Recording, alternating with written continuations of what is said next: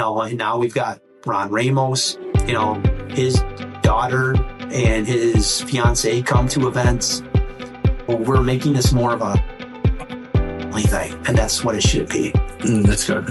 I would say, first off, it's advocacy for veterans at legislative side. And that's us working with our state legislators, talking about, things that are important for veterans. So we're kind of narrowed our focus down to just 2 this year. So it's an advocacy for veterans that we do on the legislative side.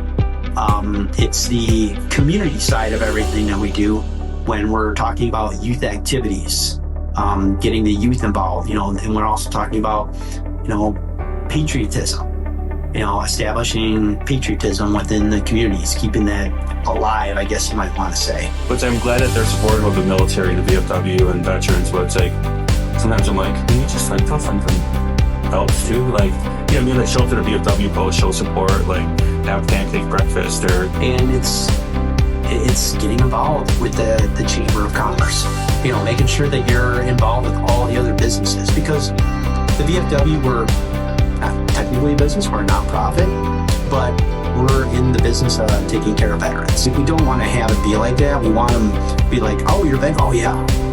VFW, they've been out, they're putting up at the flags at all the cemeteries on Memorial Day. They're participating in the parades. They're doing fundraisers for, different groups within the city here. But we got to start on our end.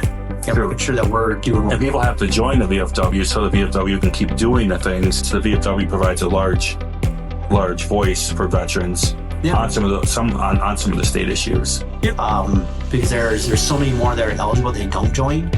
But what happens though is that as organizations start to shrink, well, your ability to get things done becomes less and less and less.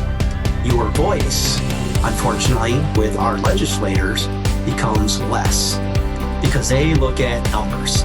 They look at, okay, join now. Because that number, when we get to DC, we're really the 800-pound gorilla in Washington when it comes to veterans. So I'd encourage you to, any GWOT veteran, get involved. Get involved with a VSO. It doesn't necessarily have to be the VFW.